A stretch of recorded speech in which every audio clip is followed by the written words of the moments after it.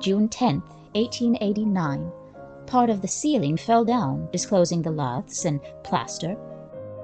When Joyce saw it, he pointed to it and said, "Mama, is that heaven?" I said, "No, darling, that's where the ceiling has fallen," upon which he rejoined, "I thought you said sea lived in the water." Autumn 1888. I asked little Joyce, "Why do you love Mama?"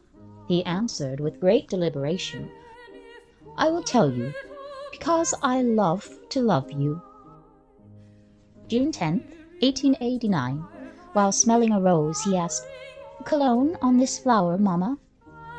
"No, darling, that is the natural smell of the flower. God made it to smell sweet for you." "God's perfumery on it, Mama." June 5th, 1889. A man by the name of Snyder was working in the yard.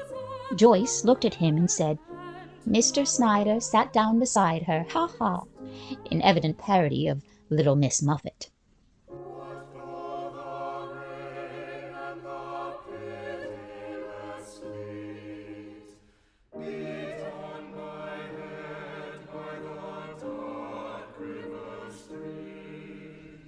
In the agonizing months after Joyce sailed for France, most of my waking hours were spent in writing letters, sending off packages and knitting for him. But my nights, I always dreamed of him, and when I awoke it seemed more than my burdened heart could bear. This was my dream. I thought he was a little boy again, only 6 or 8 years old. I had missed him from the house, and on asking the maid where he was, she told me he would be in about 9 o'clock. As he was never alone in the evening, I dreamed I was much annoyed, and I said, "I shall punish him when he comes in." I waited at the door for him to come, but when I saw him, I only hugged him, and then awoke. The dream was so vivid that I sat up in bed, saying, "Why, where is Joyce?" And then I knew.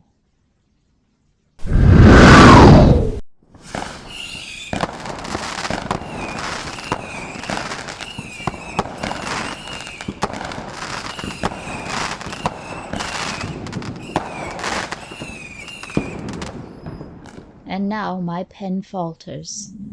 How can I describe the journey to his grave?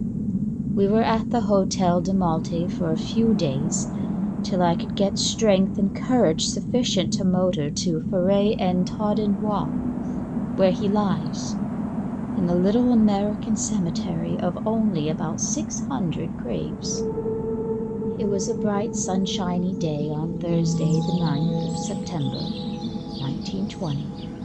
When we left the hotel at 9:15 a.m., a Mr. Evans, another man, an acquaintance of my husband's, went with us in the motor. We arrived at the grave about 3 p.m. At my desire, I was left alone.